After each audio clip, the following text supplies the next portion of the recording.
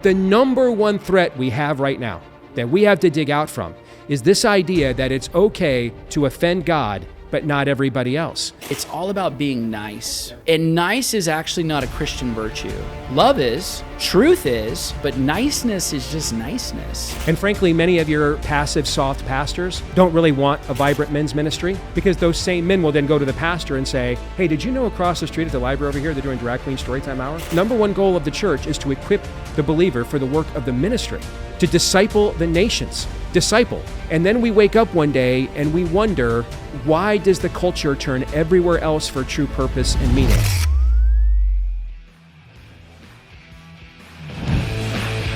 Welcome to the Give Me Liberty podcast of the Standing for Freedom Center at Liberty University, where we defend life, liberty, and truth to ensure the foundations of freedom exist for the next generation. And I'm joined by a very special guest and a friend of Liberty University, Steve Deace. Brother, welcome. Good to see you. It is good to be here. I'm scoring major husband points.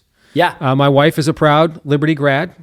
All right, got her Christian counseling degree from Liberty. So I'm going to get to major brownie points for this when I get home. So thank you guys for that. Amazing. Yeah. That's awesome. And one of these days, maybe you can get a degree and you're. That would require way more discipline at this age than I probably have. Yeah. I get it. I do want to get in and talk about, there's so much to talk about. The book that you've written more recently. But I just want to kind of take a deep dive into just kind of what's going on currently in our culture. Mm-hmm. More recently, you were a big-time speaker at the Southern Baptist Convention for the Center for Baptist Leadership, and I know Founders Ministries was there.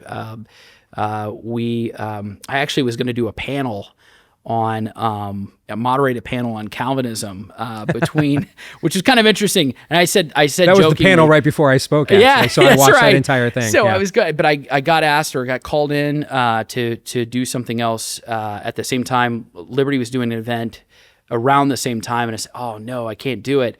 But literally, that was a panel that I didn't choose it; it chose me. Mm-hmm. One of those things. Mm-hmm. And then God, totally, pulled me away and put me into something else. But I was hoping to be there in that event and hear your talk. I heard from numerous people; it was fantastic. Oh. It was spot on. Thank you. We need. There are certain times where we don't need to pull punches. I think we live in a world where, Steve, it's like in the Christian world, it's all about being nice. Yep. And nice is actually not a Christian virtue. Mm-hmm. Love is, mm-hmm. truth is, mm-hmm. genuine compassion that is based on authenticity and not lies. Mm-hmm. That is a Christian virtue. But niceness is just niceness. It's not. It's more about being an affable airhead. Right? Yes. You suck at, Yep. objectivity out. It's Yep. like, and I'm just going to be polite to this person. Mm-hmm. And don't get me wrong, we don't want to constantly be at daggers at people's throats. That's not correct either. But there are real fights going on. And I want to expand it. It's not just inside the Southern Baptist Convention, but many denominations are having this fight, which, what direction do we go in? The Presbyterian Church of America, PCA, they're having a fight over wokeness. I think that some of the battles have subsided somewhat within the Southern Baptist Convention. A much more conservative leader in Clint Presley is there as the president. But these resolutions that have come forward and have been defeated consistently, it reveals not. I don't think that it ultimately reveals that there's no conservatism. I think what it reveals is actually most people coming to the show to vote don't actually know what the issues are.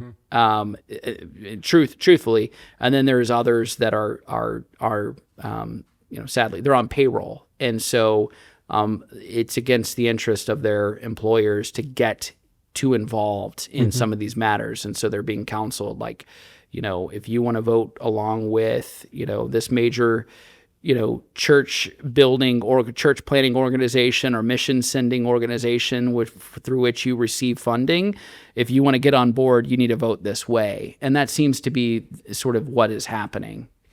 I think that there are two great heresies. Every age has its unique threats. Mm. Arius, Marcion, Pelagius. For any first-year seminary student's going to learn those names. All right. So Gnosticism. What's that? I said we hope. Yes. Well, depending on your seminaries nowadays, yes. But I mean that is sort of those are sort of your titular moments, of heresy and figures that sort of symbolize those things. Where we're at today in our age is we don't have figures. If you're looking for figures, you're nailing Jell-O to a wall. There are two primary manifestations, to use the Bible phrase, of the spirit of the age that I think we are threatened by. One is internal, which you've already touched on, and then one is external. The external one is the failure to recognize what progressivism is by many of our pastors, and to see it just primarily as a political construct, and not to see that most of the time the spirit of the age, going back to the Old Testament, why were the leaders, the Israelites, were vanquishing in Canaan, called themselves even things like Baal Peor. What did that mean? Mm-hmm. All right, the king is tying himself to the deity. He is saying that I am a manifestation of this entity, that I rule by this entity's favor, by this entity's power. Mm-hmm. I have a divine right to rule by him. Mm-hmm. Baal means Lord. Peor is saying, I am Baal, I'm Baal's Lord. I'm his appointed. Yeah. Right? So it's always been that the enemy has always manifested himself politically, all right? Because after God, now it's a few space bars down. But on this planet, after God, the next most formidable power is always government. It's the only thing that has a power to coin money and raise an army. All right. And so the enemy always takes advantage of that to manifest himself as that. That's the external threat. But internally is what you touched on. Mm-hmm. And what we've done internally in the church, and this really began with seeker sensitivism. Mm-hmm. We have made the second commandment, the second greatest commandment, the ultimate commandment now. All right. So now the greatest sin we could possibly do is to offend our neighbor. Yeah. All right. Love our neighbors, we love ourselves is the number one rule of the church today. Yeah. And you're totally fine offending God all you want. It doesn't matter. All right. And now listen, I am concerned, and I spoke at a conference earlier this year. I am concerned that there is a rising tide of really angry young men that are angry about all of the right things. Yeah. Okay. But it may swing the pendulum back too far the other way. Oh, totally. And I'm concerned about that too. Okay. Yeah. And so I did a talk, to a group of Reformed theology people earlier this year. Yeah. That are a lot of those guys in that camp. Yeah. And I said, listen, I'm not in the mood right now to tell just about anybody, hey, simmer down over there. Yeah. For 20 years, I've been trying to get the church to go through puberty. Right. Have its voice maybe crack. Right. Okay. Maybe shave some peach fuzz. Yeah. All right. Maybe step into one step of manhood here. Right. So now that we're suddenly feeling a little masculinity, I'm really not in the mood to say, hey, but not like that. Right. But I do think we do need to be concerned that it will go too far the other way now. Oh, yeah. Because the second greatest commandment is still pretty darn important, right? For sure. But the number one threat we have right now that we have to dig out from is this idea that it's okay to offend God, but not everybody else. Mm-hmm. And so if you make love your neighbor as you love yourself, the number one creed, and you can claim all you want what you think you believe. Mm-hmm. What you do is what you believe. Mm-hmm. All right. Faith without works is dead. What you do is what you believe. Right. All right. And so why do you call me Lord if you do not do what I say? All right. So the self-editing of the Word of God, the watering down of the Word of God. A few years ago, I went and spoke at a church in Chattanooga, Tennessee. And I made sure to check with the pastor before I did this, all right? Because I used to joke with my wife all the time that on one of these speaking engagements, I'm just going to go in and read the harshest rebukes that God gave Ezekiel for the Jewish people. Yeah. I mean, there are some harsh language that in any other context we would consider to be profane, frankly. The modern vernacular, for sure. And I'm just going to walk in and watch the people lose their minds saying these things out loud in church, and then just tell them it's from the Bible. So I got with this pastor and said, do you mind, we're not going to obviously speak on this, but would you mind if we kind of just got your people uncomfortable for a second? If I said that these were the verses we were going to speak on and said them out loud in church, just watch people's reaction. He said, absolutely. Okay. And people froze. Mm-hmm. And so understand, if you're inviting me, and this pastor, Pastor Frank at the Calvary Chapel Church in Chattanooga, if he's watching, his previous guest before me was Charlie Kirk. Okay. Yeah. So if you're inviting Charlie Kirk and Steve Deace back to back, chances are your audience is pretty grizzled, right? Sure. And even them, right? Even them hearing some of these scripture verses blew their minds. Right. Now, what do you think happens in your modern day Pottery Barn, suburban Protestant monastery okay, Yeah. called an evangelical megachurch, all right, where it's shiny, happy people and Pleasant Valley Sunday.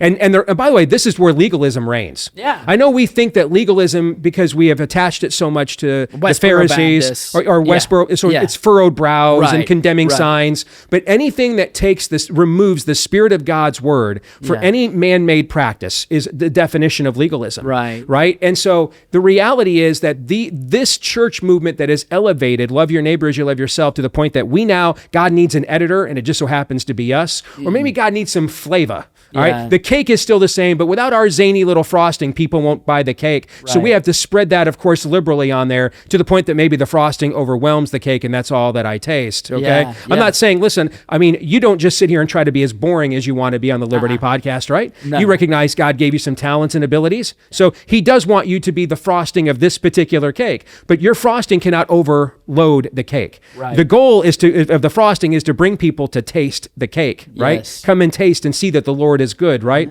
And so a lot of our modern churches we have a way of doing things. No, you don't have a way. There's no your way. There's the way. Yeah. There is no your way. And if all your modern mausoleums in the suburbs all closed down, not one more person would go to heaven, and not one more person would go to hell. You're not that important. The stones would cry out. The idea Jesus went to the cross, said it is finished, and then said, all right, now we're just going to stand back here and see if the latest adherent to the Rick Warren study of church growth really figured this out. Because if he didn't, we're totally screwed here, guys, and we're going to blow this whole thing called the church. But that level of egotism has reigned for about a generation.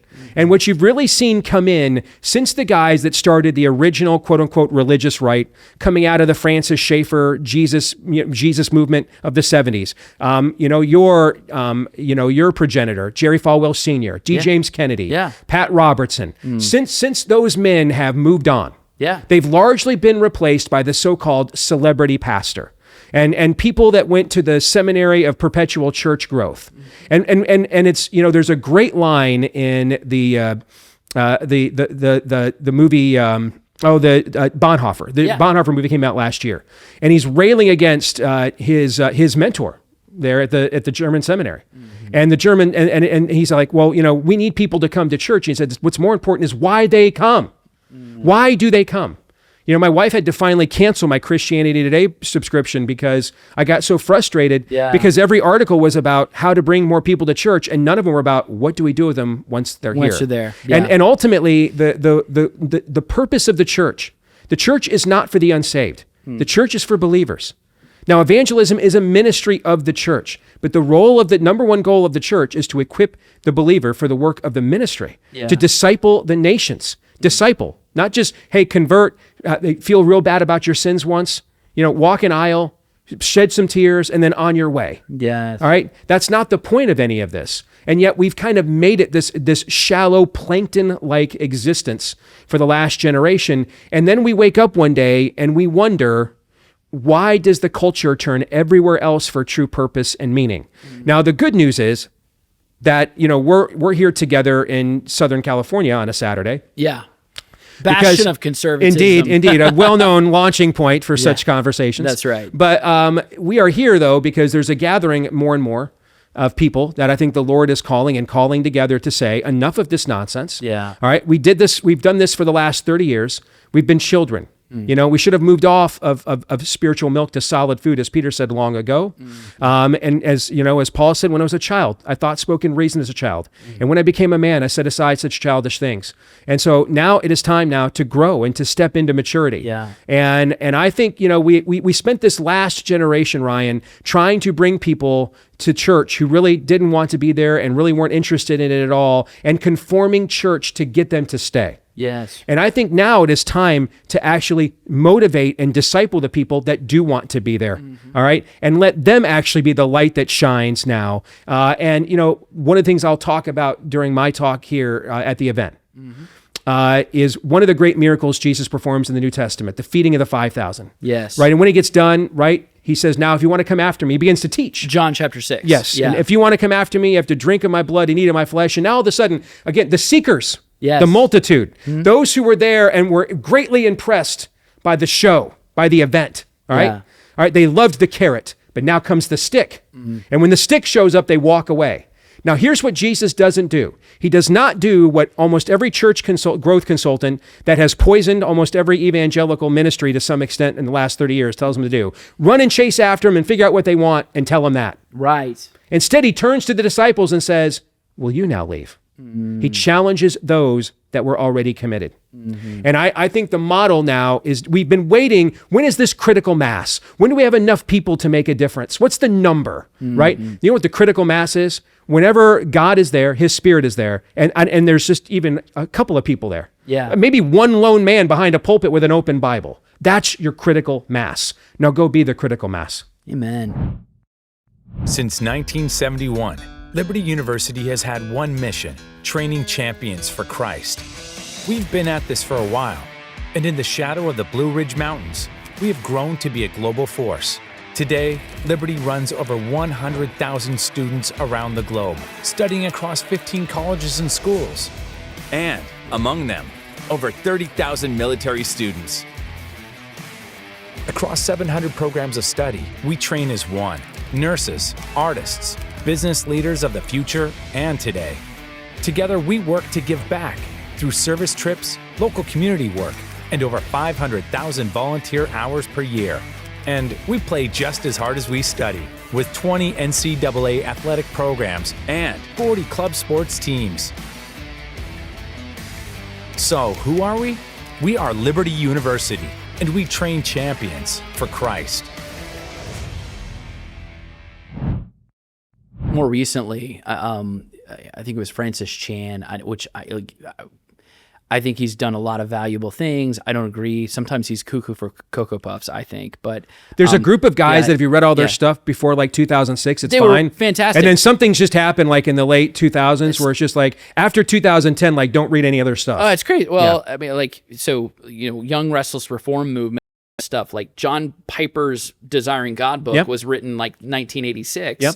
And since 2008, I swear, I mean, anything that he says culturally, politically has been nonsensical.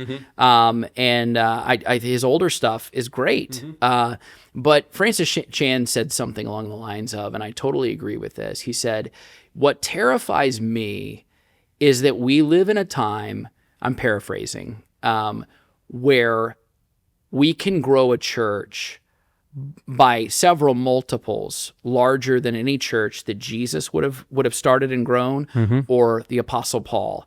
And that is terrifying, and not to know the difference. So the idea that you could have, these mega cavern stadium style seating gatherings on Sunday morning. And I'm gonna give you an example, like a Collin County, Texas, where for the longest time it was a red county, but is now, and this includes Plano and Richardson and Garland, and for the longest time was a red county, is now blue. And what's happening is it's almost like this blue bubble is softening the Gen X and the millennial, like these are millennial pastors and Gen X pastors, sons of the boomers, and even the greatest generation, grandkids of the greatest generation, after winning the Cold War, and we kind of fall into this time in which things were just relaxed, right? There's no longer a scare of whatever we were afraid of in the 50s, 60s, 70s, and 80s, and we just kind of settled into this malaise. Yep. And then it was all about this era of seeker-sensitive and then cultural engagement. And you pair those two things together, and it's really about You mean they never actually engaged the culture? They never actually engaged it. Yeah. So let's make let's dial the temperature of this room so it's the same environment that they're going to see outside of it. And they're never going to be confronted or faced with any kind of message that would be off-putting to them. And by the way, the biggest key on that, and this is feminism, is whatever offends the women of this church, we're not going to do it. Yep. And that's where you get then these effeminate pastors. That's where you get then, I think you were saying earlier, we were talking off camera, like the kinds of pastors our kids could beat up. Yes. Right? Yeah. It's your teenage sons have no respect for him because they know I could take that dude. Yes. And they just know that is important to men. I mean, do I think if I am in a back alley fight, physical, spiritual, moral, Maybe just a temptation. Do I act out with this girl in the way parts of my body really want to, but my conscience says no? Do I think you can relate to that? Do I think that you could walk in my shoes? Or are you the guy that has perpetual sweater vests?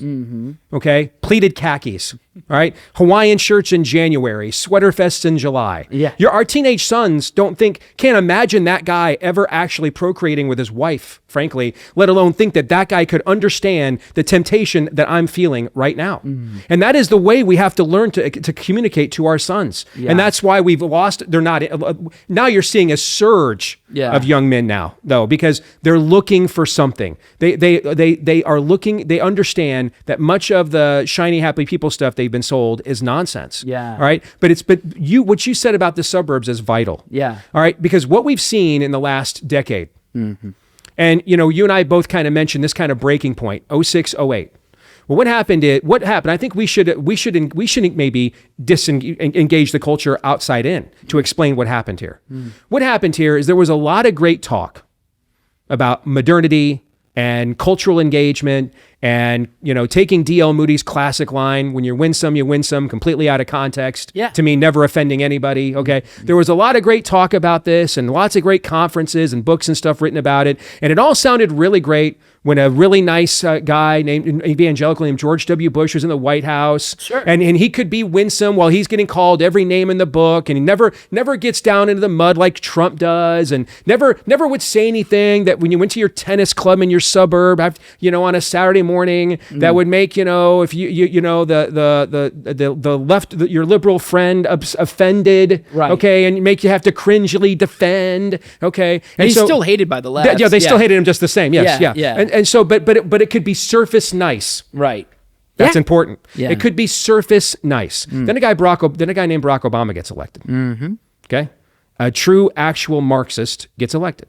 A guy whose collegiate mentors were two married professors named Cloward and Piven, whose entire life's mission was to collapse the social safety net in America so that people would have no alternative but to turn to Marxism. Right. And those were his Columbia professors. Yes. Okay? And so this guy gets elected, and now all the stuff that we thought we could do, the church could be parallel to the culture and never be perpendicular, which creates a confrontation. Right. Okay? That we could just create right in the, at least when the Catholics built monasteries, they went out in the middle of nowhere to try to escape.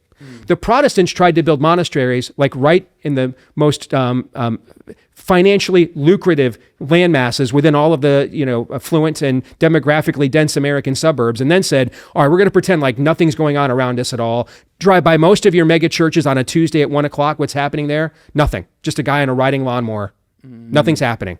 Okay, it's not the central hub of the community or anything at all, except for the 3 or 4 services that it has on Sunday. Yeah. That's all it resonates with the community at all. Yeah. That's all it tries to. All right. So this guy named Barack Obama gets elected, and now all the kinds of stuff that it's funny. Before I got saved, I used to watch.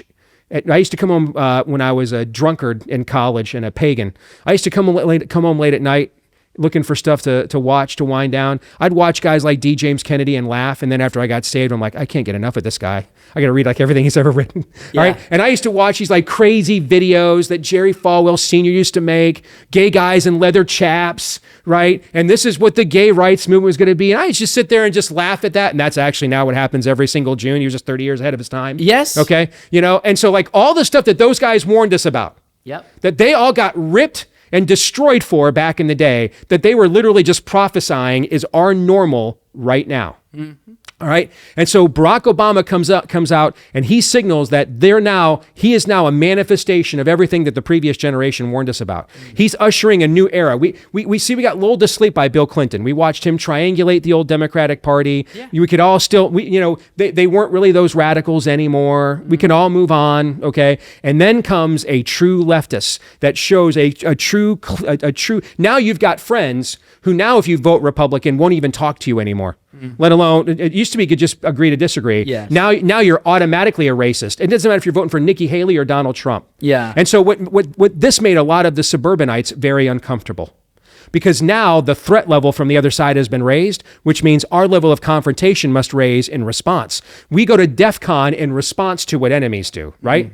Okay? And so our DEFCON level has to go up. The suburbanites have a nice, comfortable life, and I know this because that's where I live. They don't want to do that. All right. And so what typically happens, this is tale as old as time. This is the Israelites, Ryan, saying to Moses, you know what, on second thought, this slavery thing wasn't that bad. You went over there and spoke up on our behalf. Now we're making our own straw. All right. Shut your mouth. We're kind of accustomed here to this, path of least resistance. All right. Right. And so what happened then after Obama is a movement of more aggressive people on our side said, we have to raise the threat level here. Mm-hmm. All right. Mm-hmm. And then along comes this guy named Donald Trump, who doesn't necessarily always speak with the Queen's English all right, at the exact same time. Right. That he's the manifestation of the counter threat. And this makes all of your suburbanite friends very, very uncomfortable because, see, now you're the ones forcing them to engage. Mm-hmm. You're the ones forcing them to go to a school board meeting. You're the ones forcing them to look at what's actually going on and not just live this comfortable life where they think it's all about them, because the church they're going to is teaching them that it's all about them. They're not to be a living sacrifice, right? That God did this all for them, okay? Not to mention what dominates still too much of Christian television is God is a genie, God is an ATM. It's all about you at the same exact time, right? And so what's happened is a lot of the suburbs have grown to resent us because we are now, they were fine being passively aware of what the left truly wanted to do to America, but now that there is a pocket of the church rising up to say, okay, and Trump's idiosyncrasies and his at times simplicities and crudities are the excuse. Yep. I mean, I worked for Ted Cruz's 26 campaign. We launched it at your university. Yeah. Okay. Yeah. If we had nominated Ted Cruz, who was literally just, and I love Ted. I love his dad probably even more. I mean, Raphael literally raised Ted Cruz in a test tube of Americana. Yeah. He literally tried to create like An the ultimate evangelical American pastor. Yes. Yeah. Raphael gave the invocation at the event I spoke at last week. Mm-hmm. All right. So Raphael literally tried to create Ted Cruz as like the ultimate, Christian conservative weapon. Okay. Yes. And so even if we had nominated somebody Harvard educated and was just way more genteel about it, they'd still hate him all the more. Trump's crudities are just an excuse. Yeah. The reality is they don't want to have to confront. They want to stay comfortable. The guys love being passive. Right? They love the fact that they married a girl boss who is fine making all the decisions, provided she gives him, a few hours a day to care more about his fantasy football team than his school board meeting. Right. And listen, I've been playing fantasy football for 30 years, but it's not a way of life, man. Yes. And in the suburbs, though, it is. And that comfort level is choking people out. Yeah. And so what we're finding is the more that we are actually rising up to fight back, the harder it's getting for us to win in the suburbs. Because more and more you're seeing the suburbs get increasingly softer, saying, like Bartleby the Scrivener, I would prefer not to. I just want to disengage. Sure. Not my fight, not my thing. I live a good life. I have a good living. And that's been the cultural shift that's gone on. And this is why the suburbs were reliable George W. Bush territory 20 years ago. Yeah. And now they are a battleground for our side in the Trump era. It's because the fact that we actually want to aggressively push back on the other side makes a lot of suburban voters who want to just live comfortably numb, to quote the great prophets Pink Floyd. Yeah. Right? It makes them very uncomfortable. Yeah. You hit on a lot of great things. One of the things I'll say too, I always go back to the Exodus account, the first 5 books of the Bible written by Moses, and one of the most significant moments in Israel's history. But 400 years living in the land of Egypt, and when they get liberated finally, and they're Pharaoh lets them go. He finally relents and lets them go. They go out there in the wilderness, and the moment they face hardship, you have some that complain. They immediately complain, like they're free. But there's something about the slavery that they really did enjoy. They came accustomed to. What is it? And you even read in Exodus 12 that there are some of the Egyptians who like them so much that they are parting with treasure. They're actually like God moves and stirs their heart to have compassion for them. And so when you go, I'm going to send you with a sack full of good things, maybe even some idols and some other things, and just take this with you, and I just want to bless you. No, we don't believe in the same God. No, we're not the same people, but just, been moved to compassion. There are some Israelites that long for the old. Yeah. And I think in this moment, even in America, you have even the evangelical church, a stirring going on, and we've always been at war. We've always been at war. We have an ancient enemy that's at war with us. We've been at war with the ancient enemy. But there are some in the church that would like to believe that we're at peace. And instead of being mad at the left, they're mad at people in their own congregation because they're being reminded by them that actually we're not at a peacetime. We're at a time of war. You've grown comfortable and accustomed to this environment, and you've let your guard down. And we've played this charade for such a long time with the family, the breaking down of marriage, egalitarianism, like all of these concepts, and that's why we have an effeminate pastor, and that's also why the arguments of manhood or womanhood are so hard to explain, because the thing that C.S. Lewis warned Christians about, this interchangeability between men and women, we've begun to believe it. And so when men don't have to do manly activity, it's like, well, of course, like they're useless. 40 years ago, John Piper was laying down in front of abortion clinics for Operation Rescue. Yeah. Getting arrested. Yeah. Now he's like, simmer down out there. Yeah. Yeah. How does that happen? So let me say something else, because this is something too that I'm seeing and others are seeing, and it's a trend. So the young men in particular who've grown up, society has already said we hate men, therefore we hate boys. We want to raise boys to be women. You see what Michelle Obama said on her podcast yesterday? Yes. That's about the most disgusting and disrespect. I mean.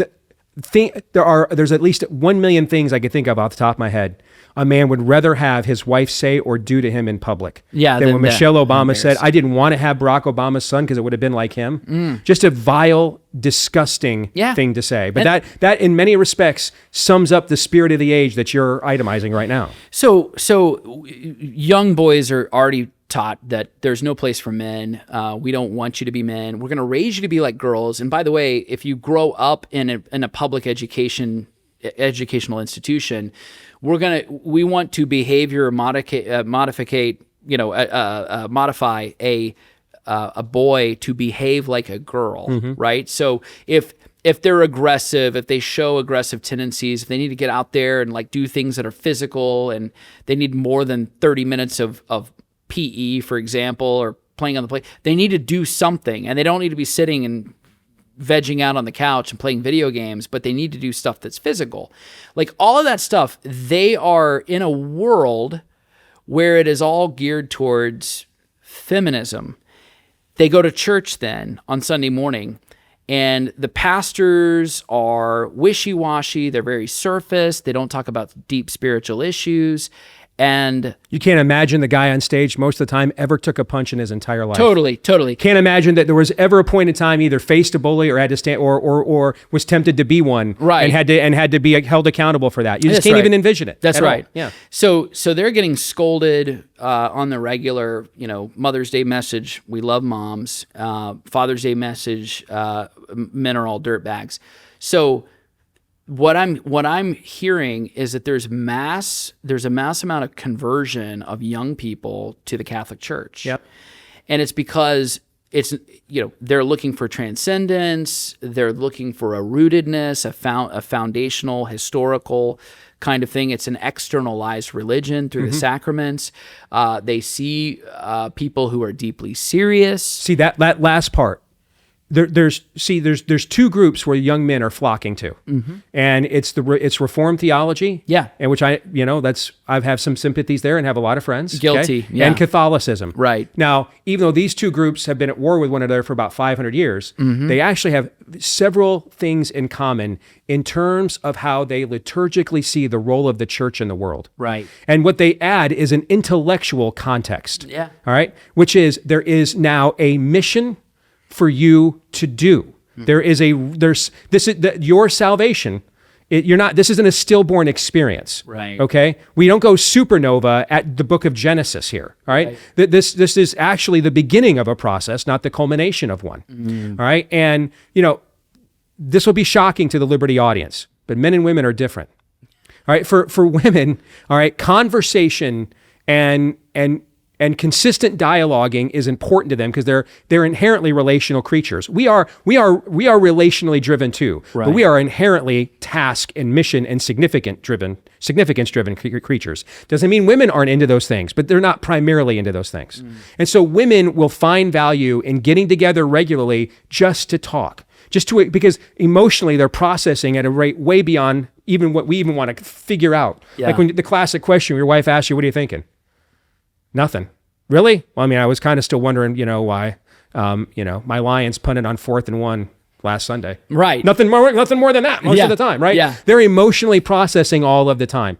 And so the idea of getting together to unload with one another and share that experience now, that creates bonding with them. And there is value in them coming together and having that, never-ending conversation and dialogue because of the way God made them. Here's how it works for the men. Maybe once for sure, twice at the most. We'll get together. I'm looking at too much porn. I yelled at my kids. I shouldn't have done that. We'll do all that, right? We'll purge that off our chest, all right? We'll be held accountable for it. But by week 3, we're at, okay, cool. So what are we doing now? Right. I got a business to run. I got a lawn to mow. I got kids who have baseball practice, football practice. I got a honey-do list at home, okay? Right. So where's the war? Right. I figured I was coming here to confess and bond with men to prepare. This was boot camp, spiritual boot camp. Yeah. You're taking the dross away, right? Mm-hmm. All right. So I feel like I'm Rocky Balboa on my feet spiritually now. Yeah. That dead weight's off of me now, right? Yeah. So where's Mr. T? Where's Mr. Drago? I got to add something in there. One of my favorite classic Rocky lines, I think it was Rocky 1 or 2, probably Rocky 2. And it's Adrian is always like, Rocky, you got to stop fighting. That's like every movie. Yep. And there's this one moment where he turns to Adrian and he's like, I never asked you to stop being a woman. Yep. Stop asking me to stop being a man. There you go. Yeah. And I love Rocky, like as a whole. Like there's so many manhood lessons in the movie Rocky, and it's I know some of it's cheesy and corny, but like there's so much truth in that. Yeah, and that's the thing. And so if you don't give men a mission, they will go soft. Yeah. And Reformed theology and Catholicism both believe the church has a cultural mission and mandate within the world. Mm-hmm. And that is why you're seeing young men, they love the oldness of it, okay? But ultimately that would all fade away. Mm-hmm. If there wasn't purpose and mission there, all right? Where the church has lost its way with the young men more than anything is in the missiology, as in a lack of one. Yeah. And frankly, many of your passive, soft pastors don't really want a vibrant men's ministry because those same men will then go to the pastor and say, hey, did you know across the street at the library over here, they're doing drag queen storytime hour?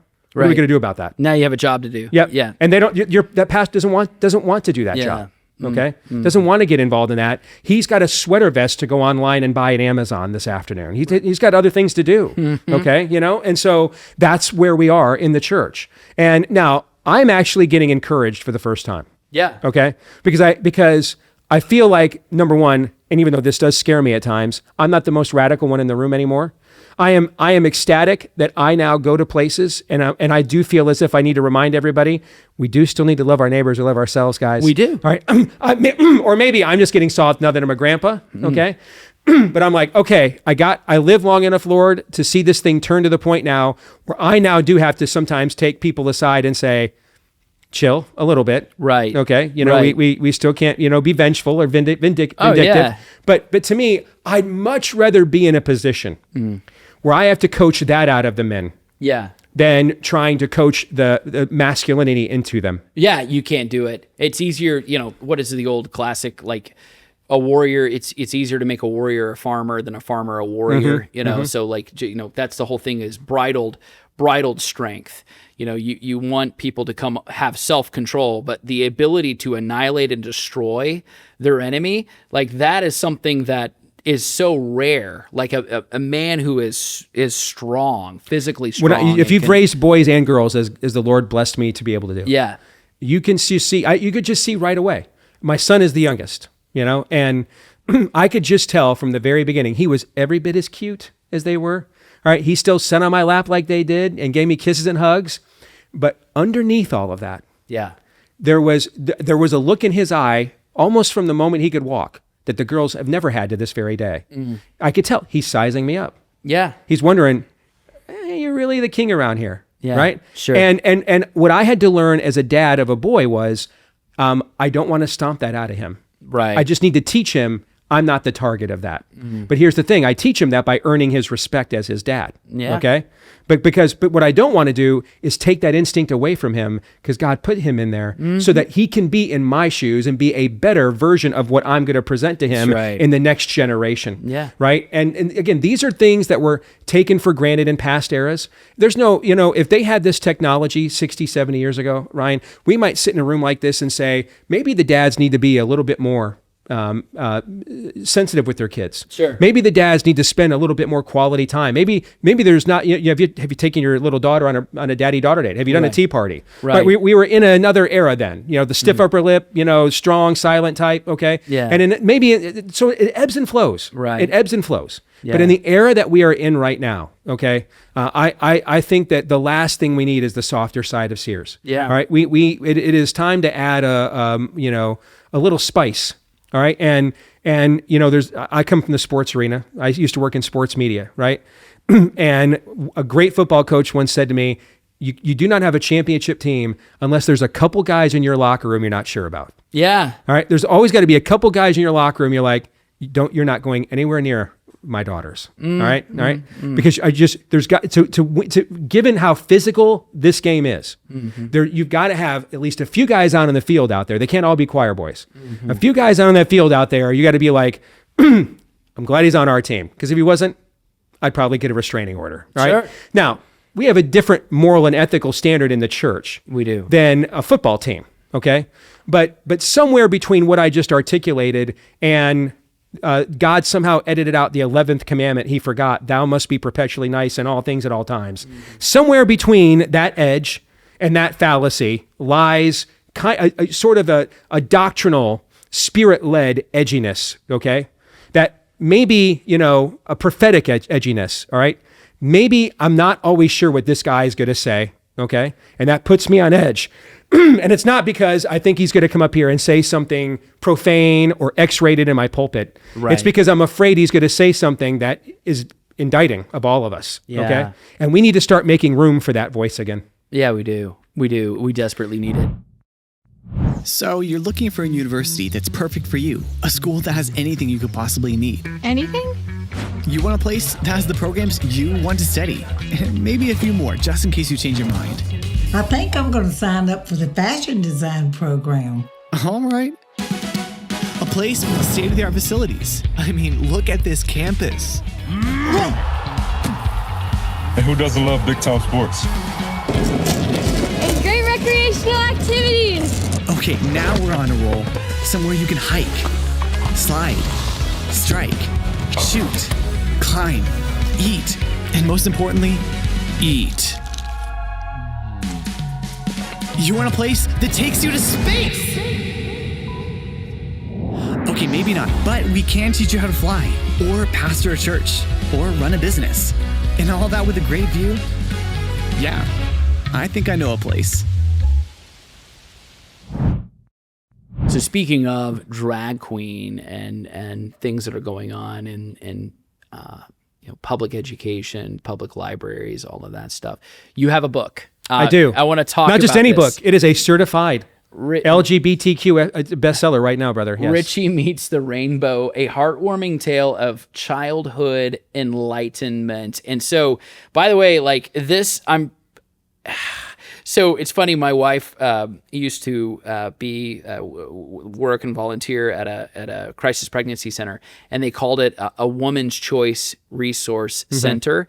This was in Kentucky, and so a woman's choice. There were so many people that came to the front door of that thing, thinking that they could get an abortion. Exactly. There. So it was subversive. It was subversive. I love that stuff. Yeah, yes. A woman's choice. They're like, oh, this is where I'm supposed to go, and they were so effective. Sure, we'll offer you a choice. Here's your choice. Here's your choice. Yes, yes. So Richie Meets the Rainbow. I'm already thinking like this. There's something else here, obviously because of you, the author. So tell us about this. So it was actually my producer Aaron came up with this idea last year during Pride Month, and he just kind of made it as a throwaway line during a commercial break. Writing a book about a little kid who goes to school and uncover and gets indoctrinated, and then finds out the real origin of the rainbow. And as soon as he said that, a light bulb went off over my head. Now, this was not the easiest book to get made. even on the right, there was a lot of uncertainty about the last election, how things would go. Yeah. A lot of people just frankly getting targeted, put on lists, thrown in jail for what they believe. So, I mean, I had to get this book. I could find people that would publish it but couldn't get it illustrated in time. I could find people that would be willing to illustrate it but couldn't get it done in time. And then I found a lot of people that didn't want to do it at all. So for the first time, my company, we paid for the book ourselves to get it done. Wow. We had to go all the way to Viktor Orban's Hungary to find an illustrator Whoa. that was willing to draw the book and could get it done in time. Wow. All right. And then Amazon has been jacking with us the whole time. They approved the book months ago, and then on the morning it was to publish, they sent us a note. It's in review. Then they put us in a category I'd never even heard of before: children's feelings and emotions. I know I don't know about you, but when listen, I did not have a great dad growing up. Okay, I didn't. I got beat more times than not. But if I had said to my dad when I was a little kid, Dad, I want you to, can I go to the bookstore and pick out a book in children's feelings and emotions? I think all of America would have been happy to know that was a beating that I would have deserved. All right, that was, and I would have thanked him for that years later. That's a category that does not need to even exist, and yet that is where they put us. Okay? Right. See, we always wanted to be in the LGBTQ category to trend there. Yeah. Because the goal was what you mentioned with your wife, to be subversive. Right. To get these kids that are trapped in this, with their lost parents. And it's funny, they want to talk about everything about Pride Month and the symbols they're co-opting except their origin. Right. So just as a public service announcement, because people say that about me, I like to do acts of public service. I do. I'm well known for this. I thought, we should just go ahead and insert the origin story in there for them. And then plant it right in the middle of their primary book category. Now, we are, at the time you and I are recording this, we have become a certified LGBTQ bestseller. All right? Now, I will tell you, though, number one, do not click on that category in Amazon. That is Abaddon. If you want to know what does it mean when Abaddon is open, it's that category, brother. That is Vanta Black. That is bleak. There is just some stuff there that is just disgusting. Yeah. All right. But in the middle of all that, Yeah. number 12 on the list, okay, of just this utter depravity, okay, in the middle of it is the cover of this book. Hilarious. Okay. Yeah. And to me, it's time to go to Nineveh again. It's time to leave the Pottery Barn, multi-acreage lot that you have built as a Protestant monastery to immune yourself from the culture. And it's time to, emulate better Catholics. Instead of emulating monasteries, emulate, women who go to Calcutta and get their nails dirty there. Go move where the food is, as the great prophet Sam Kinison once said. Go where the fight is, right? And this is where the fight is. And I think it's time now to, instead of staying behind the walls of our suburban pottery barns. Yeah, right. I think it's actually, you mentioned Rocky. The bell is rung. Okay. The bell has been rung. Yes. It is time to leave the corner now. Stop consulting with Mick. Time to go out in the ring. Let's throw some punches. Yes. And so we timed this specifically to land for Pride Month. And now it is sitting here. It's not just an LGBTQ bestseller in the heart of Pride Month. It's a national bestseller now. It's the #1 new released children's book in America right now on Amazon.com. I like the endorsements on the back. Can I read these? Yes, please do. So you've My got favorite part of the whole book, maybe, actually. See, you've got Hal Kinsey, spelled just like Alfred's name. Yes. Parental Education Development Organization. Let's see, what's the abbreviation of that? PEDO. Wow. I love this one. Dr. Gene Poole, Integrative Department of Independently Organized Therapist, IDIOT. That's wonderful. Yeah, my wife helped me with that one. Yeah. Yes, that's her line of work. Was this yours too, Lou Cipher? That one was my specialty. Yes. Okay. Societal Action Team Against Narrow-Mindedness, SATAN. Wow. That's very clever. I like it. subtlety, as you know. Yeah. They say that that's often said about me too. Okay. Yes. This is the best thing I've seen, and it's since even Eric Metaxas, the whole Donald Trump builds a wall. Yeah. You go back to the swamp. He drains the swamp, and you got the swamp creatures in the back. And anyway, it's that's fantastic. Well, the beauty of this book too is we also timed it for Father's Day. Yeah. Because Richie is like a lot of our kids caught in the grip of the government schools now, who goes there and gets indoctrinated by his blue-haired teacher. Except Richie has an antidote that most of our kids today don't have. Dad. And then they sit down over this thing called dinner. Yes. And the dad does this thing where he says, "What happened at school today?"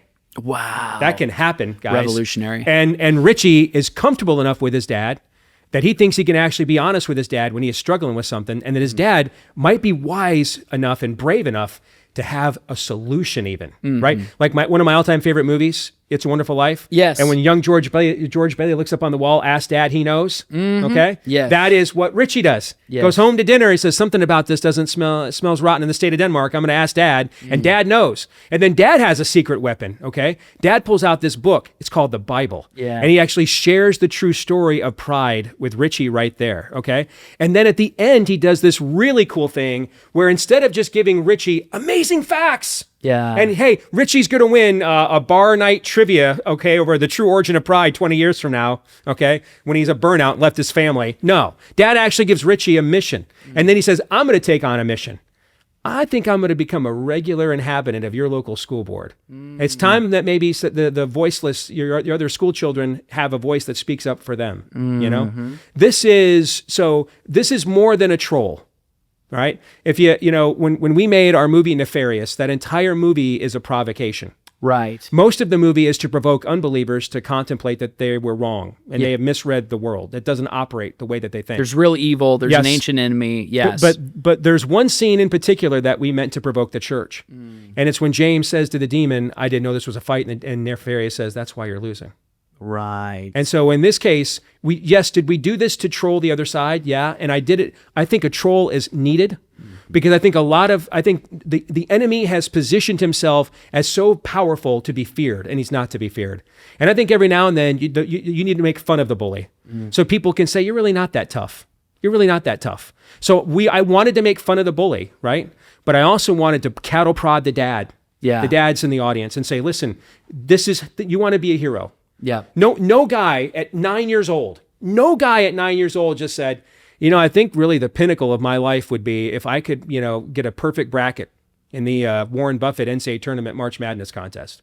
At 9 years old, you wanted to be the hero. Yes. You wanted to get the girl. Yeah. You wanted to save the story, right? Right. You read the comic books and went out and reenacted them. I mean, my mom couldn't have a red towel in our family for 10 years because I turned them all into Superman capes and flew around the neighborhood. I was obsessed with it, and I had to save Lois Lane and save everybody. Okay. That's what you were at 9 years old. Yes. Right. And so this is your chance to be that hero to your 9-year-old. Yes, 100% true. And I would just say too, you have over 50 million children in the public education system.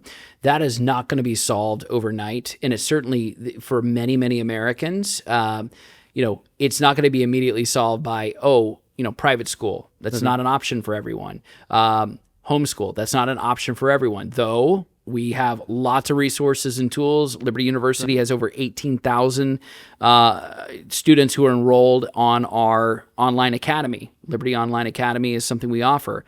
But the very first thing any father should do is to get involved. If you ask questions, you find out what's going on in the classroom, you show up to school board meetings, you are the protector, not just the provider. You have to act like the man. Amen. And that's where men have a responsibility, a moral and spiritual responsibility to protect their children. I think that's so important. So I love it when books, by the way, are not just like, how are they going to be read? Well, the child might read it, but the parents might read it. And that's a message that fathers need to hear, especially right now. Amen. Steve, thank you so much. You bet. I appreciate you joining the Give Me Liberty podcast, and I appreciate so much your courage, your clarity. You see it, and that's what I really appreciate. You get what's going on in this moment, and thank you for your voice. You bet. Anytime. Hey, did you find this helpful? I hope you did. Please like and subscribe, share with a friend, and also go to standingforfreedom.com where you can find more content, articles, podcasts, and our Theology of Politics series, all at standingforfreedom.com.